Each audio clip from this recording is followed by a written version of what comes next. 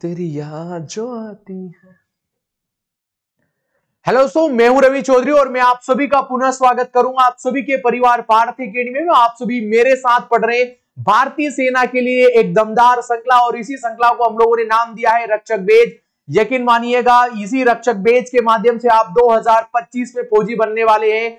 कोई आपको फौजी बनाए चाहे नहीं बनाए, ये 2025 में इसी रक्षक बेज को पढ़कर जाइएगा। यकीन मानिएगा, सिलेक्शन आप ही का होगा। मैं आप सभी को 13 कंप्लीट प्रैक्टिस सेट पढ़ा चुका हूँ और प्रैक्टिस सेट नंबर 14 में मैं आप सभी का पुनः स्वागत करूंगा। और मैं मान के चलूंगा कि मैंने जितनी भी क्लासें आप लोगों को पढ़ाई होगी, आप लोगों ने अच्छे तरीके से उनको लिखा होगा, उनके नोट्स बनाए होंगे और आज की क्लास में आप सभी उनको रिवीजन करके आए होंगे। यदि आप लोग हमसे और हमारी टीम से ऑफलाइन पढ़ना चाहते हैं, क्योंकि आप सभी जानते हैं कि देवास में यदि कोई चेहरा, यदि कोई संस्था यदि चर्चित है, तो वो आप सभी की प्यारी संस्था पार्थ अकेडमी में हजारों विद्यार्थियों का सिलेक्शन हम लोगों ने दिया है हमारी इसी रक्षक फाउंडेशन बेस से। मैं एक बार आप लोगों को दिखाऊंगा। यदि आप लोग ऑफलाइन यदि हम लोगों से पढ़ना चाहते हैं, तो इसी फाउंडेशन रक्षक बेस में आप सभी का स्वागत करूंगा, क्योंकि इसी बेस में हम लोग बिल्कुल बेसिक से तैयारी स्टार्ट करते हैं। हमारे पास में अभी मिनिमम 3 महीने, मैक्सिमम हमारे पास में 3 महीने हम लोगों को देखने को मिलेंगे, क्योंकि भारतीय सेना का नोटिफिकेशन कभी भी डल सकता है। यदि आप लोग चाहते हैं बिल्कुल बेसिक से तैयारी करना भारतीय सेना के लिए, तो मैं ऑफलाइन सेंटर में, पार्थ के ऑफलाइन सेंटर में मैं आप सभी का स्वागत करूंगा। चलिएगा, यदि आप नहीं आ सकते तो ये रक्षक बेज फिर आपके लिए। चलिएगा, आते हैं आज की क्लास के पहले प्रश्न में। प्रैक्टिस सेट नंबर 13 में मैंने आप सभी को ये सवाल होमवर्क में दिया था।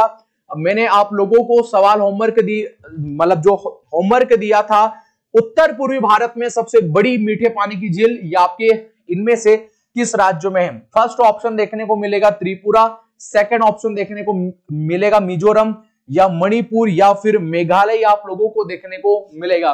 सवाल पूछा है कि उत्तर पूर्वी भारत की सबसे बड़ी मीठे पानी की झील कौन सी देखने को मिलेंगी। कुछ ऐसे बदमाश विद्यार्थी थे, मतलब उनका नाम नहीं बोलूंगा, ऐसे मतलब देखो उनका जवाब देखना। अब एक भाई ने आंसर दिया डेनमार्क, एक भाई ने दिया ब्रिटेन, तो ये आप लोगों के जवाब थे। अभी मैं अगर आज से अगर मुझे यदि किसी विद्यार्थी ने ऐसे जवाब दिए, तो यकीन मानिएगा उनके नाम यहाँ पे शो करूंगा मैं। ठीक है, तो जो राइट आंसर हो सकता है वो राइट आंसर ही देना है कमेंट सेक्शन में। तो मणिपुर हमारे सवाल का बिल्कुल राइट आंसर होगा, क्योंकि देखो ये है हमारा प्यारा भारत, ये हम लोगों को हमारा प्यारा भारत देखने को मिलेगा। और इसी प्यारे भारत में आप लोग देखोगे, ये हमारा प्यारा भारत है और इसी प्यारे भारत में अभी आप लोगों को कुछ झीलों के हम दर्शन कराने वाले हैं। देखना आप सभी मिलकर, देखो ये है भारत। लगभग हमें मैप यही प्रकार से देखने को मिलेगा।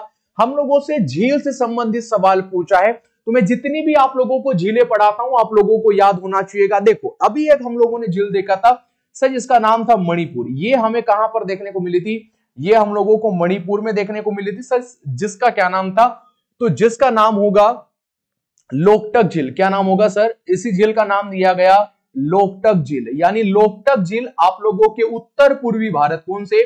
उत्तर पूर्वी भारत की सबसे बड़ी मीठे पानी की झील यदि हम लोगों को कोई देखने को मिलेगी, तो जवाब हो जाएगा वो हम लोगों को कौन सी लेक देखने को मिलेगा? जवाब होगा लोकटक लेक। ये लोकटक झील है, ये कहां पर है? तो जवाब हो जाएगा ये मणिपुर में स्थित हम लोगों को देखने को मिलेगी। ठीक है, इसी मणिपुर झील मतलब इसी झील के अंतर्गत हमें एक यहां पर मणिपुर का राजकीय पशु हम लोगों को देखने को मिलेगा सर, जिसका नाम हो जाएगा सगाई। क्या नाम हो जाएगा? संगाई हो जाएगा। ये संगाई एक प्रकार का हिरण की ये प्रजाति जैसा जानवर देखने को मिलेगा।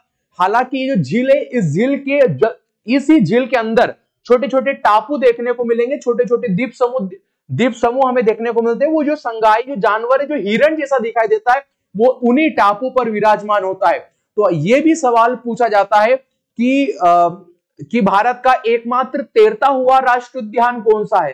तो जवाब होगा केबुल लामजाओ। कौन सा हो जाएगा? केबुल लाम। इसी झील के अंदर हम लोगों को एक याद होना चाहिएगा, केबुल लामजाओ। कौन सा? केबुल लामजाओ हम लोगों को एक प्रकार का राष्ट्रीय उद्यान कौन सा देखने को मिलेगा? राष्ट्रीय उद्यान भी हम लोगों को देखने को मिलेगा। तो यदि सवाल पूछ लेगा कि भारत का एकमात्र एकमात्र तैरता हुआ राष्ट्रीय उद्यान किस झील पर देखने को मिलेगा? तो जवाब हो जाएगा लोकटक झील पर, याद होना चाहिएगा आप सभी को। अब हम आते हैं यहां पर सिक्किम में। सिक्किम में एक झील हमें देखने को मिलती है, इसका नाम है चोलामू झील। कौन सी झील देखने को मिलेगी? चोलामू झील देखने को मिलेगी। ये जो चोलामू झील है, याद होना चाहिएगा, भारत की सबसे ऊंची झील है। सवाल पूछेगा कि भारत की सबसे ऊंची झील कौन सी?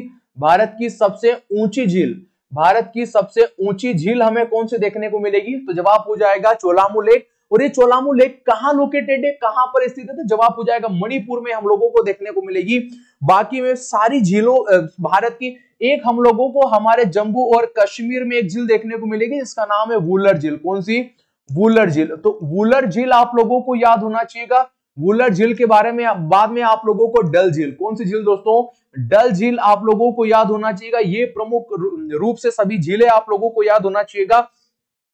अब देखो, यदि आप लोग जम्मू और कश्मीर की बात करोगे तो यदि कोई सी झील है, यदि उस झील के पीछे यदि आप लोग समझ जाइएगा, यदि नाग लिखा है तो वो झील कहां लोकेटेड होगी? वो जम्मू एंड कश्मीर में लोकेटेड होगी, आप लोगों को याद होना चाहिए। और वहीं पर यदि हम लोग केरल की बात करते हैं, कहां पर दोस्तों? यदि हम लोग केरल की बात करेंगे तो केरल में एक झील है, इसका नाम है बेबानन। कौन सा है दोस्तों? बेबानन झील। अभी जो बेबानन झील है, ये बेबानन झील कहां पर लोकेटेड है? तो जवाब हो जाएगा केरल। कहां पर पड़ती है? केरल में पड़ती है। सर खासियत क्या? ये भारत की सबसे लंबी झील है, भारत की सबसे लंबी झील है। ठीक है, यदि सवाल पूछेगा भारत की सबसे लंबी झील कौन सी हो जाएगी, तो जवाब हो जाएगा बेबानन झील हो जाएगी। कौन सी दोस्तों? तो जवाब हो जाएगा बेबानन झील हो जाएगी। और बेबानन झील कहां लोकेटेड है? तो जवाब हो जाएगा केरल राज्य में वर्तमान में स्थिति हम लोगों को देखने को मिलेगी। इसलिए ऑप्शन नंबर ए पर जाएंगे, हमारे सवाल का बिल्कुल राइट आंसर देखने को मिलेगा। ठीक है, और हर बार की तरह एक ही बात बोलूंगा, यदि आप लोग चैनल पे पहली बार आए होंगे तो सब्सक्राइब जरूर कर लीजिएगा। और यदि क्लास अच्छी लग रही होगी तो आप सभी का लाइक मैं चाहूंगा। और अंत में जो क्वेश्चन मैं आप लोगों से पूछूंगा शिद्दत के साथ उसका कमेंट सेक्शन में यदि मुझे आप जवाब देंगे तो बेहद मुझे अच्छा लगा। नहीं यार, जितने भी स्टूडेंट मुझसे पढ़ रहे हैं वो सीरियस है, और जो लास्ट में मैं हर बार की तरह जो सवाल छोड़ कर जाता हूं, आप सभी उसका मुझे सही जवाब देते हैं। चलिएगा सवाल नंबर 2 पर चर्चा करेंगे। और सवाल नंबर 2 इस प्रकार से हमें देखने को मिलेगा, साइमन कमीशन भारत कब आया था? भारत में साइमन कमीशन आप लोगों से सवाल पूछा है कि भारत में साइमन कमीशन कब आया था। 4 ऑप्शन देखने को मिलेंगे, 1927, या इसके बाद हमें देखने को मिलेगा 1928, 1929 और 1930 हमें देखने को मिलेगा। सवाल पूछा है साइमन कमीशन, ये साइमन कमीशन भारत में क्यों आया था? आप लोगों को याद होना चाहिए। प्रमुख रूप से 7 व्यक्ति थे, उसमें साइमन नाम का एक व्यक्ति जो उसी साइमन कमीशन का अध्यक्ष हुआ करता था। ये लोग देखने आए थे क्या भारतीय लोगों को वास्तव में संविधान की मांग है, भारतीय लोगों को संविधान की आवश्यकता है या नहीं, यदि यदि ब्रिटेन के पार्लियामेंट के द्वारा यदि भारतीय लोगों को एक संविधान सभा बना दी जाए, क्या वो संविधान सभा के माध्यम से सभी भारतीय अपने संविधान का निर्माण कर सकते हैं, या क्या प्राथमिक तौर पर वर्तमान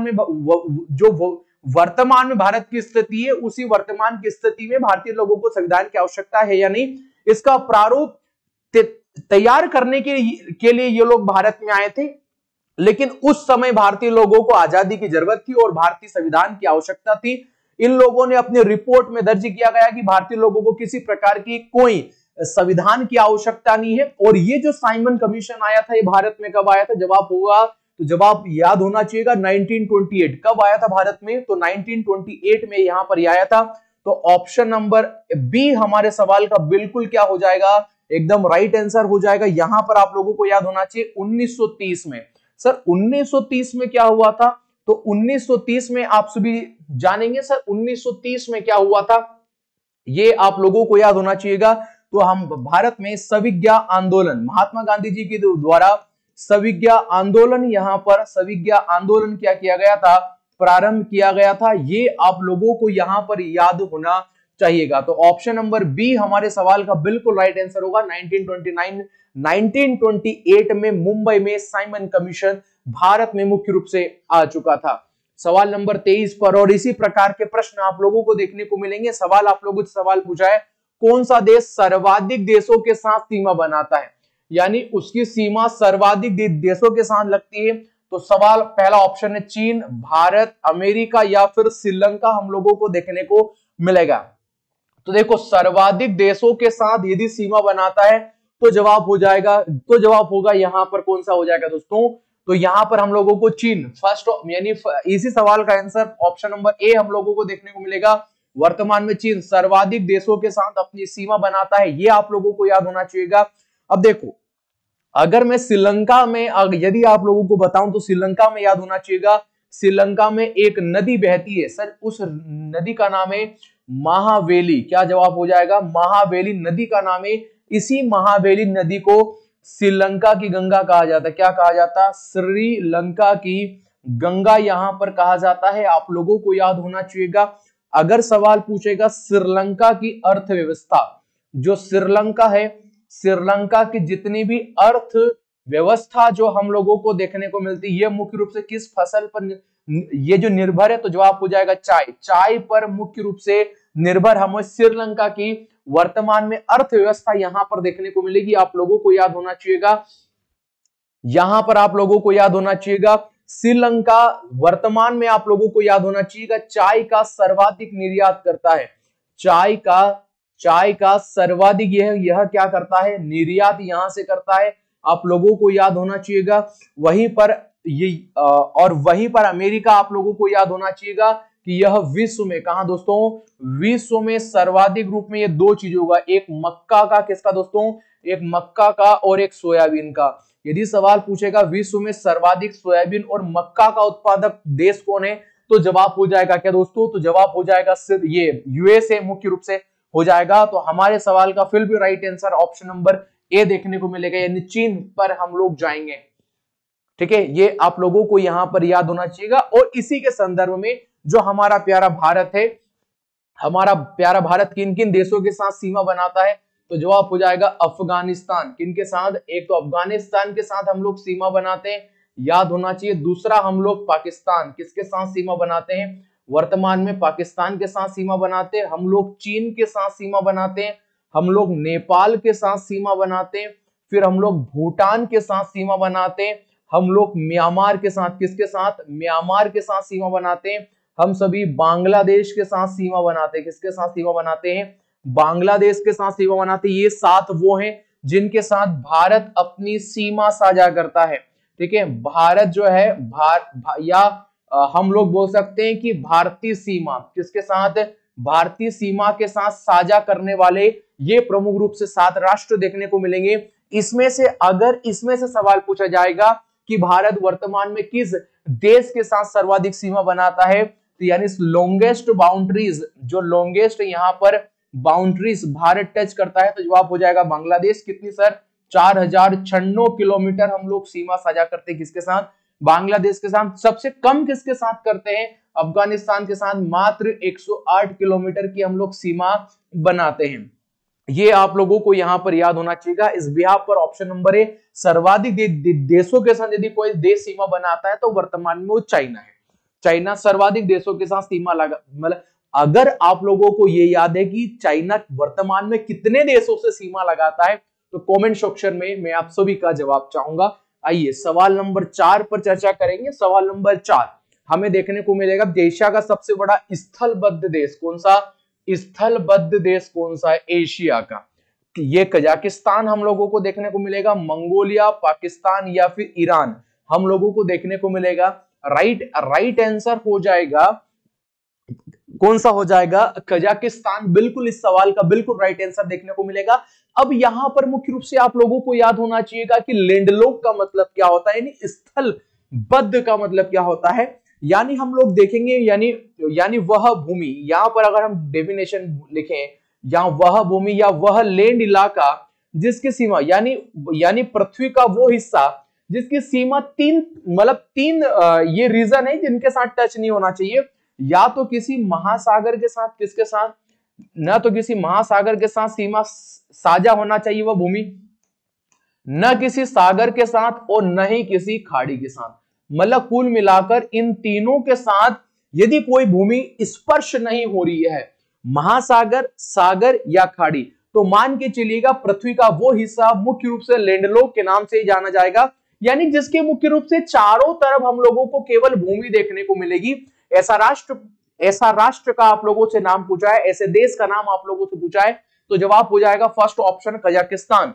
हमारे सवाल का बिल्कुल राइट आंसर देखने को मिलेगा। आपके एशिया के साथ यह विश्व का, कहां का, विश्व का सबसे बड़ा, याद होना चाहिए, विश्व का सबसे बड़ा ये आप लोगों को स्थल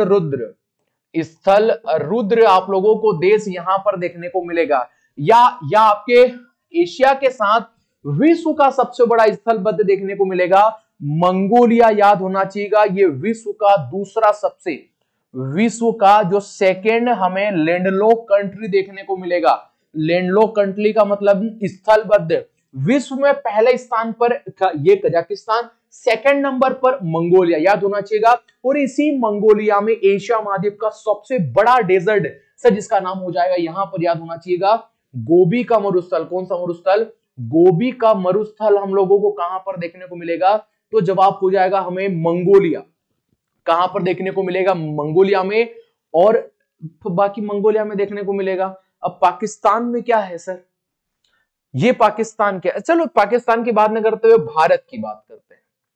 हम किसकी बात करते हैं? केवल भारत की बात करते हैं। भारत किस प्रकार का देश है? अगर सवाल पूछ लिया जाए कि वर्तमान में भारत का आकलन करते हुए ये बताइए भारत किस प्रकार का देश है, तो जवाब हो जाएगा भारत एक प्रकार का प्रायद्वीपीय देश है। कौन सा देश है दोस्तों? प्रायद्वीपीय, यानी इसका मतलब है पेनिनसुला।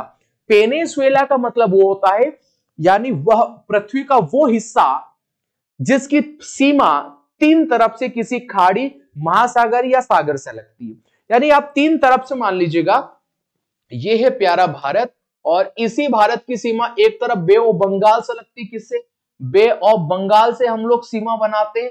ये आप लोगों को याद होना चाहिएगा। एक हम लोगों की यहां पर आप लोगों का हिंद महासागर, कौन सा महासागर? हिंद महासागर है। और यहां पर अरब सागर, क्या हो गया? अरब सागर। तो आप देखो तीनों तरफ से जल लगा हुआ है। ये तीनों तरफ से क्या लगा हुआ है? मुख्य रूप से जल लगा हुआ है। तो भारत एक प्रकार का प्रायद्वीपीय देश है। यदि आप लोगों से सवाल पूछे कि वर्तमान में भारत किस प्रकार का देश है, तो जवाब देना पेनिनसुला। भारत प्रकार का प्रायद्वीपीय देश है, याद रखिएगा आप सभी, ठीक है। भारत एक प्रकार का कैसा देश है, तो जवाब हो जाएगा प्रायद्वीपीय देश देखने को मिलेगा। हमसे स्थल रुद्र देश पूछा गया, जवाब हो जाएगा कजाकिस्तान। इस सवाल का बिल्कुल राइट आंसर यहां पर देखने को मिलता है। आइए सवाल नंबर 5 पर चलते हैं। और सवाल नंबर 5 जो आप लोगों से सवाल पूछा है, संयुक्त अधिवेशन का प्रावधान कौन से अनुच्छेद में है? अनुच्छेद में दिया गया है संयुक्त अधिवेशन। संयुक्त अधिवेशन याद होना चाहिएगा। संयुक्त अधिवेशन में साधारण तौर पर आप समझने का प्रयास कीजिए।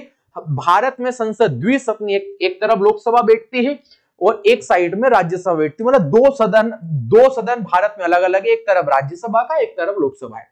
यदि कोई बिल पर ऐसा प्रस्ताव भारत सरकार चाह रही कि जिस पर बात नहीं बन पा रही है, तो उस बिल को संयुक्त अधिवेशन के साथ बिठाया जाता है। यानी लोकसभा और राज्यसभा का एक साथ बैठना और किसी बिल पर प्रस्ताव रखना भारत में संयुक्त अधिवेशन कहलाता है। और ये भारतीय संविधान के आर्टिकल क्रमांक 108 में उल्लेखित है। ये आप लोगों को याद होना चाहिएगा।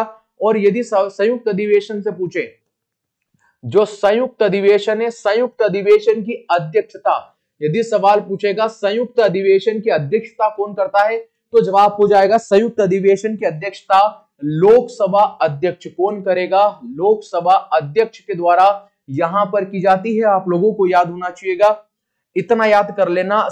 110 में क्या है भारतीय संविधान के? यहां पर धन विधेयक है। कौन सा है? धन विधेयक की मुख्य रूप से उल्लेखित है।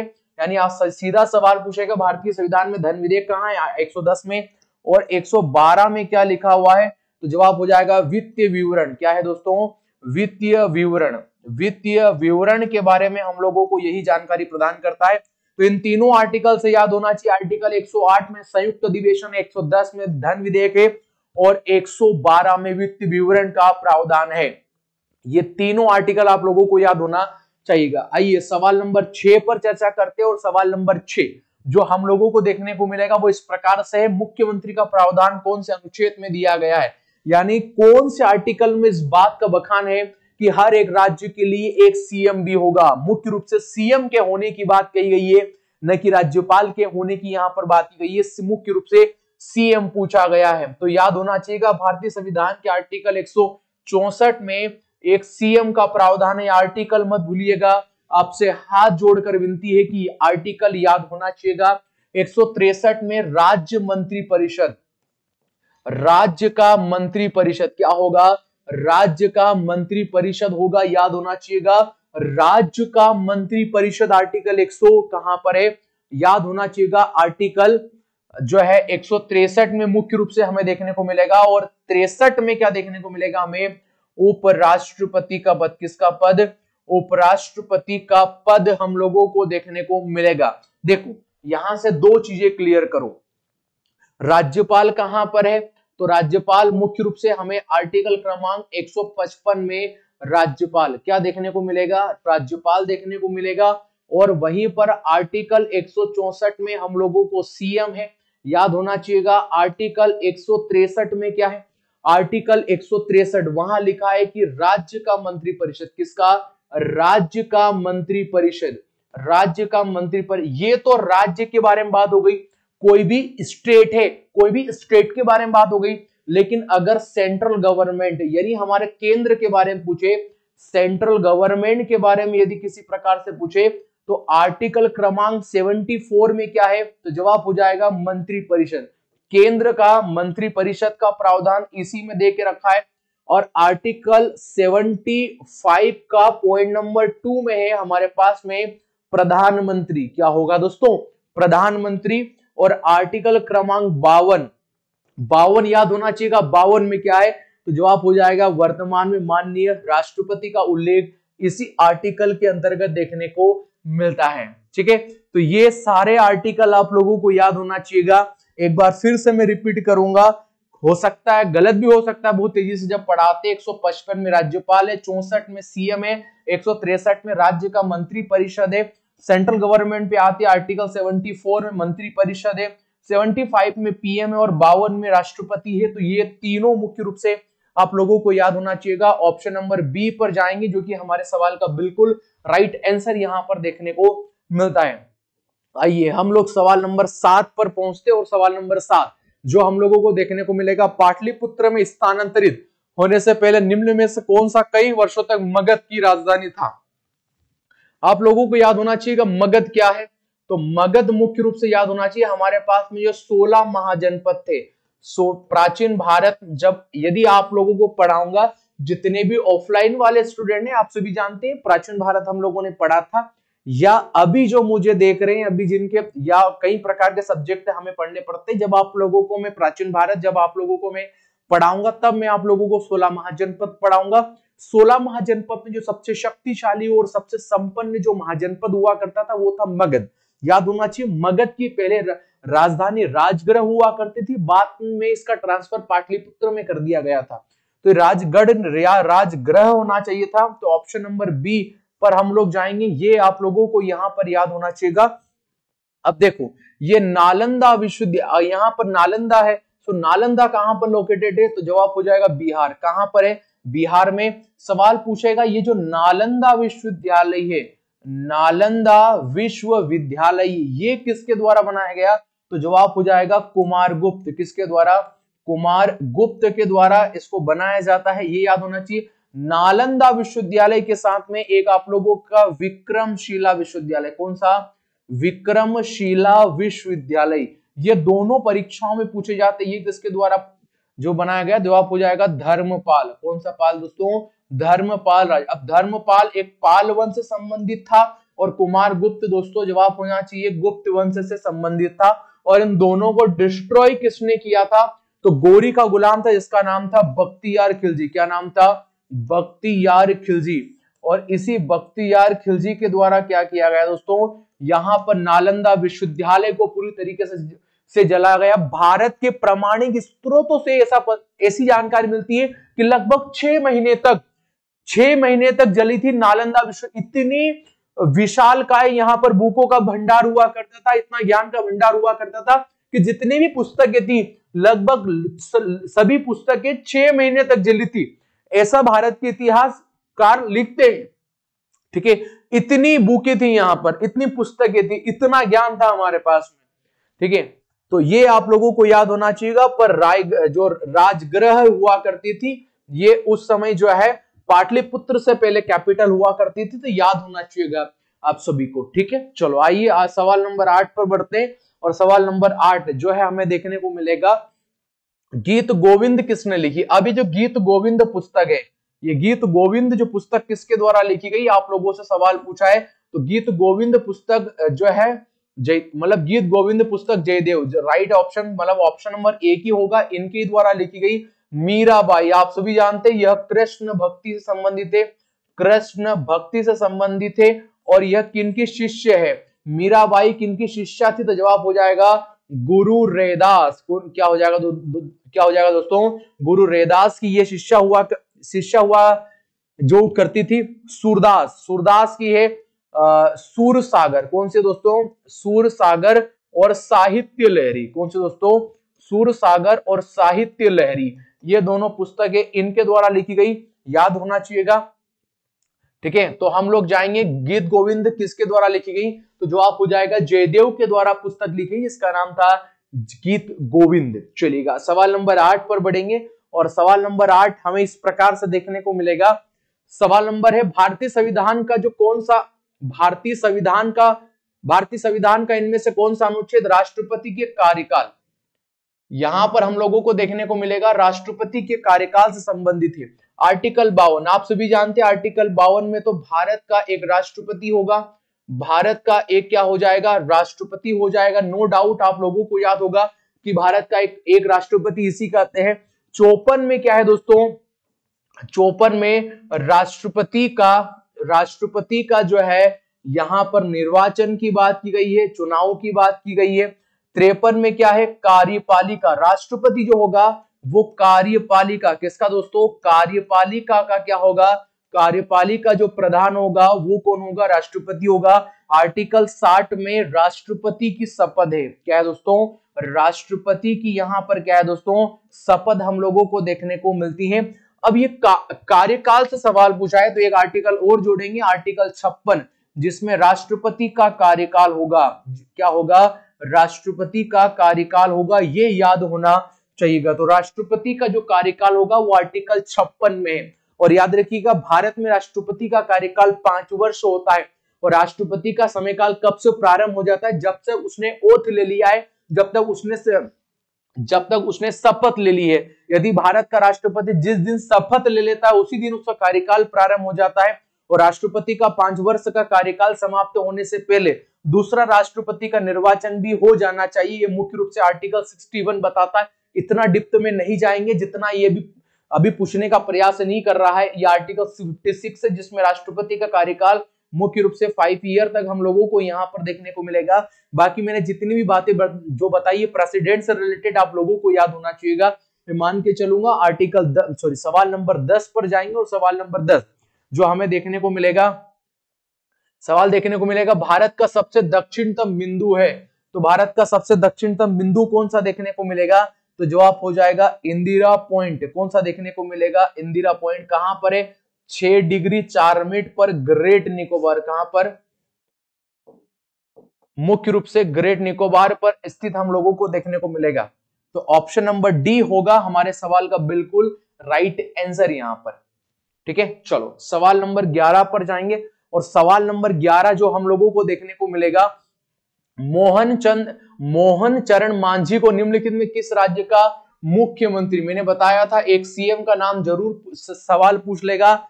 तो यहां पर झारखंड के सीएम कौन है दोस्तों, हेमंत सोरेन। कौन है दोस्तों, हेमंत सोरेन का नाम आप लोगों को याद होना चाहिए। ये वर्तमान में झारखंड के सीएम है। अरुणाचल प्रदेश के कौन है दोस्तों सीएम, नाम हो जाएगा प्रेमा खांडू। कौन सा हो जाएगा, प्रेमा खांडू नाम याद होना चाहिएगा। ये कहां के दोस्तों, ये आपके अरुणाचल प्रदेश के। सिक्किम के कौन है, प्रेम सिंह तवांग। कौन है, प्रेम सिंह तवांग करके हैं, ये आप लोगों को याद होना चाहिएगा। और उड़ीसा के कौन है दोस्तों, उड़ीसा के मोहन चरण मांझी। कौन है दोस्तों, मोहन चरण मांझी। अभी जो ऑप्शन आप लोगों को देके रखा है ये याद है। तो हमने इसके साथ 4 राज्यों के सीएम किए। सीएम याद होना चाहिए, झारखंड के हेमंत सोरेन है, ठीक है, ये याद होना चाहिए। फिर आपके अरुणाचल प्रदेश के प्रेमा खांडू है, सिक्किम के प्रेम सिंह तवांग और आपके उड़ीसा के कौन है, मोहन चरण मांझी। तो ये आप लोगों को यहाँ पर याद होना चाहिए। चलिएगा सवाल नंबर जो है 12 पर चर्चा करेंगे। और सवाल नंबर 12 जो इस प्रकार से, किस भारतीय प्रधानमंत्री ने पहले नरसिम्हा राव की सरकार में वित्त मंत्री के रूप में कार्यभार संभाला? ये मैंने सवाल इसलिए आप लोगों को याद होना चाहिएगा, किस प्रधानमंत्री हाल ही में आप सभी जानते हैं भारत के सबसे बड़े अर्थशास्त्री रहे स्वर्गीय श्री डॉक्टर मनमोहन सिंह का जो स्वर्गवास रहा। तो डॉक्टर मनमोहन सिंह भारत के एकमात्र ऐसे व्यक्ति थे जो आरबीआई गवर्नर भी रहे, जो वित्त मंत्री भी रहे और जो देश के प्रधानमंत्री 2004 से लगाकर 2014 तक वो व्यक्ति भारत के क्या रहे दोस्तों, तो भारत के प्रधानमंत्री भी रहे। 1991 से लगा 96 तक वो भारत के वित्त मंत्री रहे। 1982 से लगाकर 85 के मध्य में वह आरबीआई के गवर्नर भी रहे।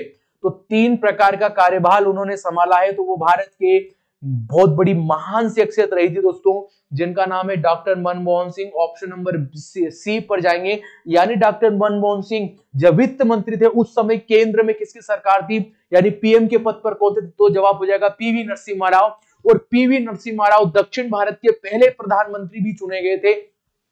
यह भी आप लोगों को याद होना चाहिए। पीवी नरसिम्हा राव क्या चुने गए? दक्षिण भारत से पहले प्रधानमंत्री जो चुने गए तो पीवी नरसिम्हा राव थे, ये दक्षिण भारत के पहले प्रधानमंत्री चुने गए। इनके समय काल में जो भारत में वित्त मंत्री के पद पर रहे वो डॉक्टर मनमोहन सिंह रहे। डॉक्टर मनमोहन सिंह का कार्यकाल पुनः लिख लेना, 2004 से लगाकर 2014 तक रहा। 1991 से लगाकर 96 तक वित्त मंत्री रहे और 1982 से लगाकर 1985 तक ये आरबीआई के गवर्नर भी रहे। तो ये सारी बातें आप लोगों को याद होना चाहिए। अभी इनका देहांत हुआ था।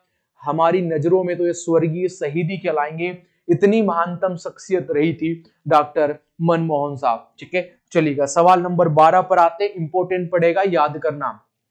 पहले भारतीय अंतरिक्ष यान अपने मंगल ग्रह की कक्षा में प्रवेश किया, यानी भारतीय अंतरिक्ष यान ने मंगल ग्रह की कक्षा में प्रवेश करने वाला भारत कौन से प्रयास में भारत ने किया है? तो जवाब हो जाएगा प्रथम, यानी पहले ही प्रयास से मंगल की कक्षा में पहुंचने वाला विश्व का पहला देश बना था भारत। और भारत ने इस मिशन को मार्स ऑर्बिट मिशन नाम दिया था सर, जिसका नाम हो जाएगा मोम। मोम लिख लेना अपनी कॉपी में, MOM, मोम, यानी मार्स ऑर्बिट मिशन में सफलतापूर्वक जो पहले ही प्रयास में विश्व का चौथा ऐसा देश बना था हमारा प्यारा भारत। आप लोगों को याद होना चाहिए। चलिए सवाल नंबर 14 पर चर्चा करेंगे। और सवाल नंबर 14 जो हम लोगों को देखने को मिलेगा, किस अनुच्छेद के तहत भारत में उच्च न्यायालय रीट आदेश जारी करता है?